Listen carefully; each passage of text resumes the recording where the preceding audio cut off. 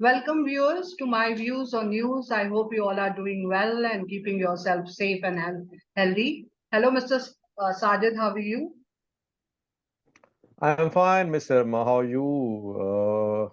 So what is today's format? Do you have another topic to discuss about Eritrea? Well, Mr. Sajid, allow me to tell our viewers that today's vlog is very different than rest of our vlogs. Um, uh, so I'll tell my viewers that few days back, Mr. Sajid told me to come up with a plan of a vlog which is more interactive towards his viewers. And because he wanted to increase their involvement in his video logs. So we thought about many options and then we came up with a format. But before I tell you about the format, I'll let you know why he wanted to have it.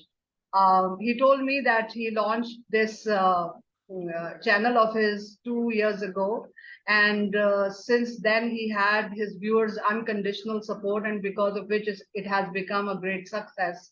So he wanted to show his gratitude towards his viewers, and he wanted to give them an attribute. So we thought of having this, but before I tell you the format for today's vlog, I want Mr. Sajid to say a few words. Yes, channel's name is My Views on News, but basically this channel is open to all. Without viewers' input, My Views on News is nothing. We learn from viewers. We improve based on their comments. We make corrections.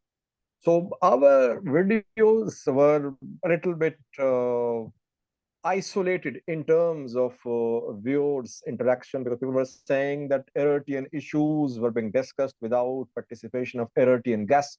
Hopefully, in future there could be Eritrean guests as well, but I think viewer participation matters a lot, because I am never discouraged by criticism. I learn from criticism and I always back their involvement. So, interactive format is what I have been calling for. Well, you have been doing live vlogs, but this will be a little different than those. In this vlog, what we have done, viewers, that we have picked up our recently uploaded three video logs. Two were which we made on Mr. Isaias Afwerki's interview, and one was on the comparison of Eritrean and Ethiopian army capability. So we picked these three videos, and then we scanned each and every comment. There were about approximately 500 comments, and then we picked five. We mutually decided, and we picked five of them. And I will be displaying those one by one on the screen, and I will be requesting Mr. Sajid to give his analysis on those comments. Now, previously the practice was that Mr. Sajid used to come with a breaking news, or we used to come with an analysis which we both thought that might interest you. So we were always on the driving seat, but in this scenario, the driving seat will be with the viewers and we'll be followers. So I hope you will like this effort of ours. Before I display the first comment, I just want to tell you that there are five types of comments we get usually. One is the simple appreciation. I would like to thank all of the viewers who appreciate us. The feeling is mutual, and no matter how mature you get or how old you get, but you need a pat on your back. So thanks a million for that. Then there are people who criticize us, as Mr. Sajid said. We are very, very thankful to them also, because they are the ones because of whom we improve ourselves, because of their constructive feedback. Then there is the third type of comments which we get, which are analytical, informative, and these kind of, you can generate a lot of discussion on such comments. Then the fourth type is the one somebody writes and then a debate starts. It is kind of controversial. We welcome those comments also because, that gives us the view of both the sides. And as we appreciate freedom of expression, so we welcome these comments.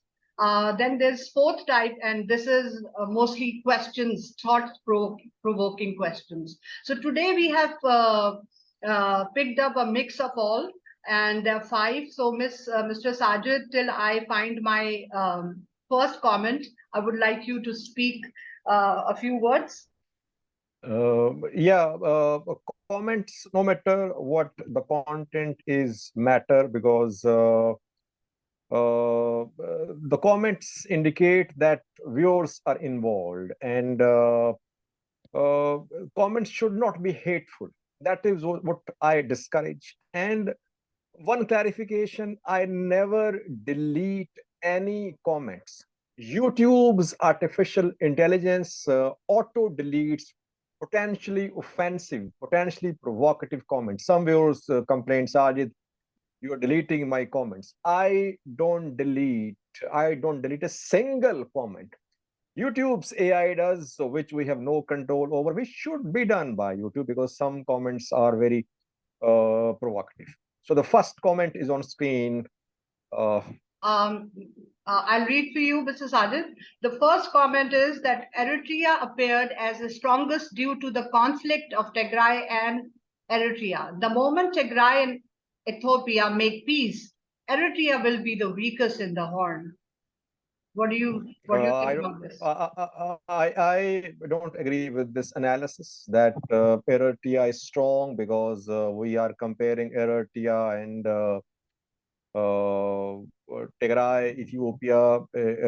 It's not that Eritrea is weak. Even after reconciliation between TPLF and Ethiopian government, I think I compared Eritrean military and Sudanese military in a video. I compared Eritrean military and Kenyan military, Eritrean military and Somalia's military. We compared.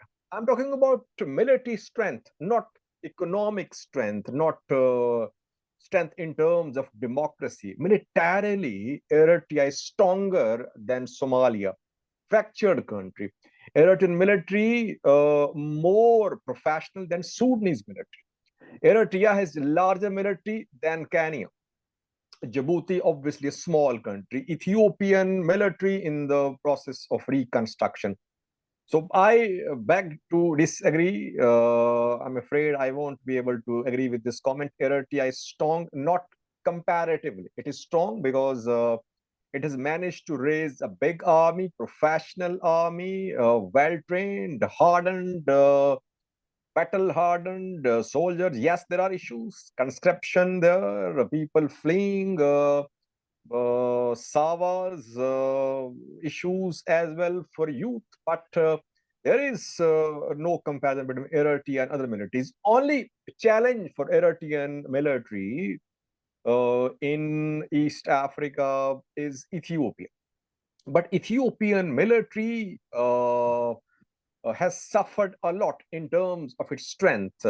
I discussed that in detail. And Ethiopia could rebuild its army. But again, Eritrea will try to enhance its capabilities in case of stronger Ethiopian military. So again, I would say that the strength is not relative or comparative. Right. So now time for the second comment.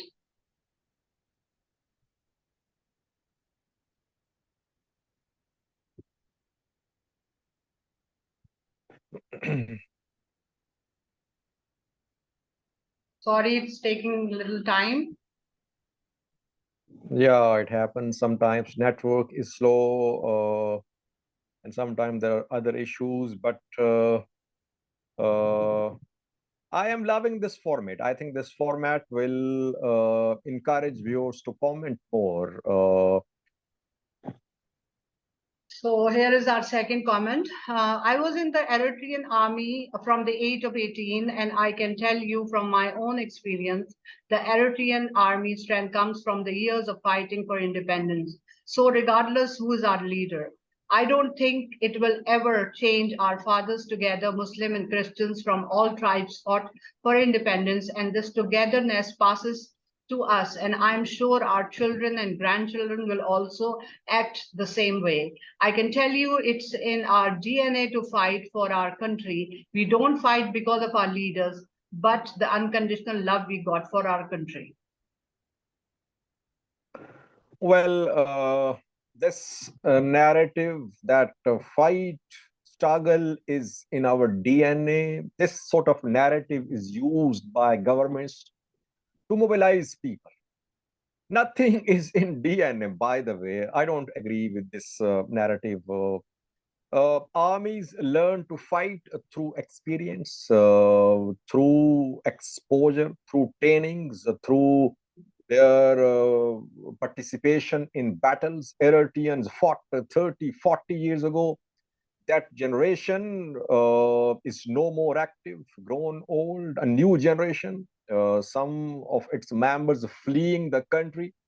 This narrative of having fighting capabilities in DNA is not appealing for me.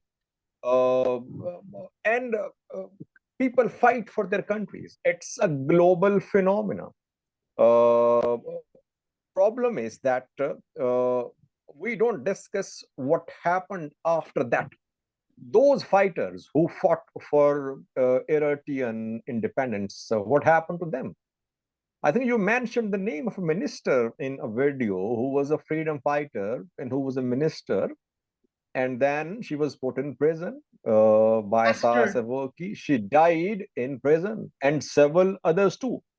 And there are people in top positions in Eritrea who had no role in the war for independence. Eritrea is independent now. Think ahead. Eritrea needs development, education, infrastructural projects. Eritrea has immense resources, untapped resources. Its youth, brilliant youth. See what is happening in cycling championships. Eritreans are ruling Africa. Beniam Girme, Hinok Mulu Birhan yesterday won Tour de Rwanda. Before that, Nathaniel was the winner last year. They have immense potential. So you want this potential to be wasted in battlefields? So this narrative of having fighting capability in DNA is not appealing to me. I think they should have built on their struggle for a democratic, prosperous country, but they could not. Whether it was their mistake or their neighbor's mistake, but their youth could not use their full potential. That is how I see this scenario. So a lot needs to be done by Eritrean government. There must be change of course. There must be serious decisions and participatory decisions by all stakeholders in Eritrea, not just one-man show, which we are seeing in Eritrea now. Isaias Afwerki is making all the decisions. No democracy, no parliament, no consultation. So that is why don't think about what happened. Think about future. Right. So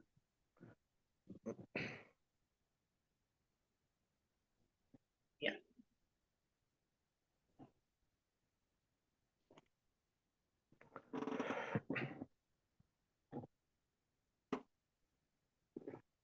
Can you see it? Yeah, I can see it, definitely. Okay. So the name is I can. Okay, the name is written wrong, but I'm sure he meant Sajid. Who told you Isaias was against ethnic federalism? Didn't he train OLF, ONLF, and Sidamo Liberation Front? Well, firstly, it's not a mistake. Viewer's name is Mahdi. Mahdi is one of the strongest critics of my videos. He thinks that I am a Hindu. He calls me Sanjay, I think. He writes it as Sanjay.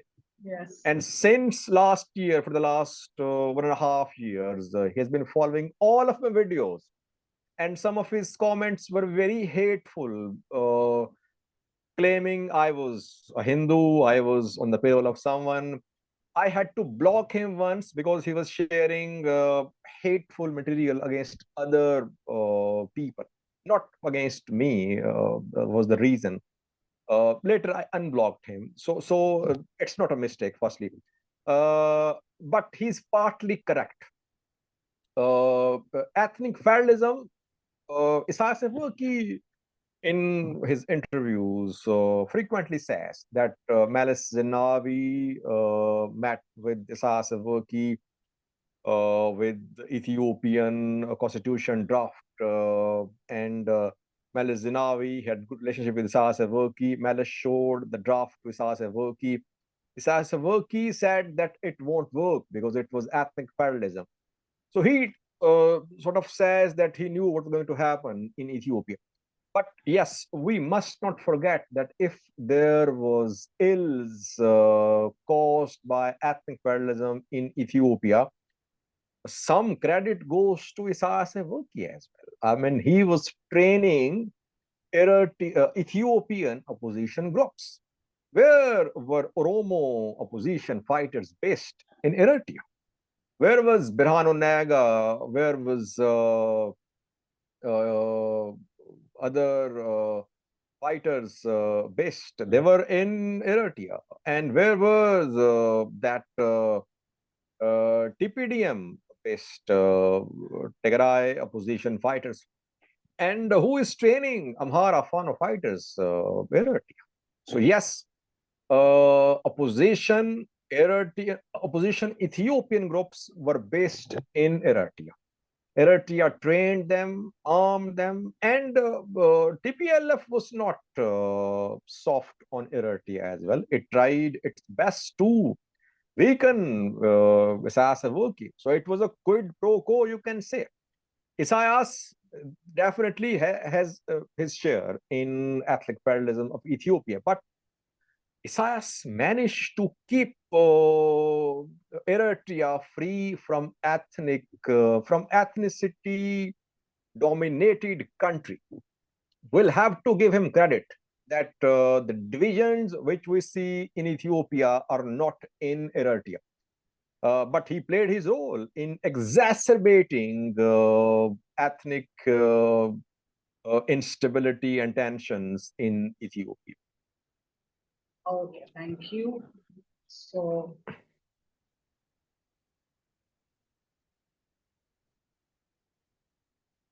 yeah. Can you see the, is it clear? Yeah, I can. Okay. Sajid, the question you need to ask is, I think this comment is from the military comparison which we did. Sajid, the question you need to ask is, why would Eritrea need a strong army? Even more, why would Eritrea need a huge army? Eritrea doesn't own military industrial complex where a nation manufactures the armaments that and uses it for defense, whereby it creates jobs, employment, and again uses it for defense, a win-win situation. If you will, a poor country like Eritrea allocates a big chunk of her economy for a defense when it was never under any immediate or imagined threat. Opportunity cost in an economy, Linua, all the wars and that has Eritrea been involved thus far were instigated by Eritrean itself since independence, where a generation is condemned to waste which couldn't be productive otherwise. Well, there is no international law when it comes to how big how big an army a country should have. So it's subjective. Each country is free to decide depending upon its resources and depending upon analysis of internal and external threats. The viewer said that Eritrea was not facing any threat. But that is not what Isaias led Eritrean government believed. The government believed that Ethiopia was after Eritrea, that Ethiopia wanted to strangulate, Ethiopia wanted to stifle Ethiopian economy. And they fought, we know that they fought a 2-year-long war, then border clashes. Obviously, there were issues. Regional atmosphere, whether polluted by Eritrea or Ethiopia, was one of the causes which led to this decision by Eritrean government to raise a big army. And Eritrean defense budget is lower than that of neighboring countries, I think. Though it's difficult to get real figures from Eritrea, but they train all their youth. They employ them and then they don't pay them as well. So it's not that they are spending a lot on their military. Yes, comparatively, you can say in terms of total budget and expenditure. But if you compare Eritrean military budget and that of Sudanese and Kenyan militaries, it's not that Eritrea spent a lot on military. But yes, a generation suffered, which is still suffering. As I said earlier, this generation could have been one of the best in Africa, but its potential just went to the dogs in the battlefields of wars against different countries in the region. Isaias Afwerki was a fighter. He was a guerrilla fighter. He fought like a guerrilla fighter. You need visionary leaders to make big decisions to build nations. That trait is missing. He's security focused. His decisions are security oriented. He couldn't produce a single economic project with regional integration, which could have a serious influence on the lives of people in Eritrea. So it means that his thought is mostly security oriented, I think. I see. All right, let's see what is the next.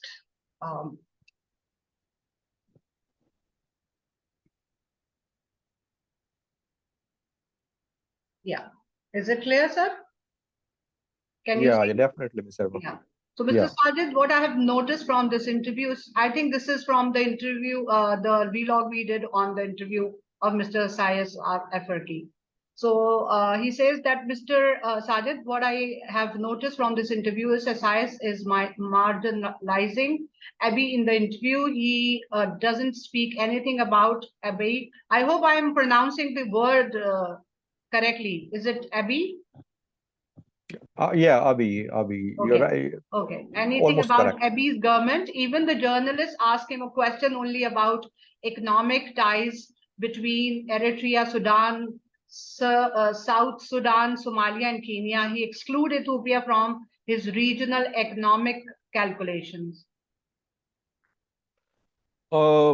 Yes, several analysts have been discussing that. They say that Eritrea is marginalizing Ethiopia, it is isolating Ethiopia.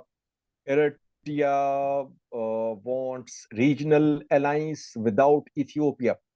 I think that it's too early to give a final opinion. I think two developments will determine will answer this question if Eritrea is trying to marginalize Ethiopia. Firstly, Abiy TPLF relations. If PM Abiy gets too close to TPLF, it wouldn't be a good sign for Abiy Isaias relations, because TPLF Eritrea Tigray-Eritrea relations are not improving. No signs of any direct engagement. No signs of any dialogue. Two sides not sitting at the table. It means tensions will continue. Isaias wouldn't want PM Abiy's government to be close to TPLF. The two have signed an agreement in Pretoria. Agreement is being backed by Eritrea too, reportedly. But if PM Abiy gets too close to TPLF and they start forming some joint regional strategies, it would be a matter of concern for Isaias Afwerki. Second thing is Abiy-US relations. Isaias Afwerki is pursuing a policy of formation of a regional alliance against US. That is why he wants to reactivate IGAD, and he visited Kenya. Kenya invited him to rejoin IGAD. He's seeing a broad regional alliance against US because US and Eritrea has been at loggerheads. US tried to push Eritrea against the wall. Eritrea managed to survive. PM Abiy US relations, if they become strong and if they become a sort of concern for Eritrean,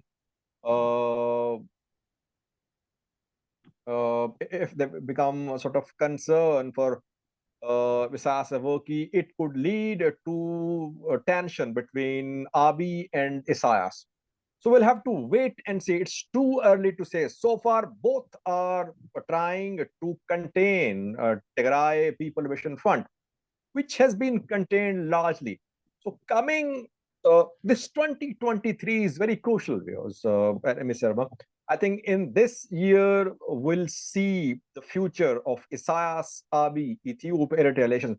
Let's hope that the two learn and they decide to work together for regional economic integration, for bilateral economic integration. That is the way forward. But so far, too early to say that Isaias is trying to isolate PM Abiy.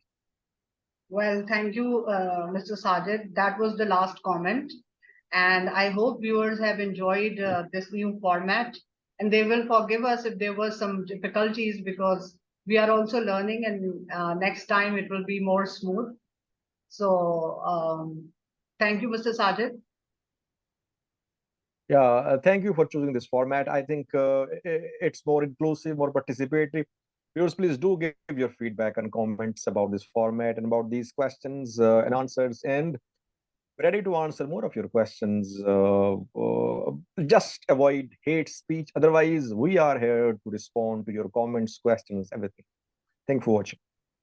Thank you very much, viewers. Thanks for watching us, and we'll be looking forward for your feedback. Bye for now. Bye-bye.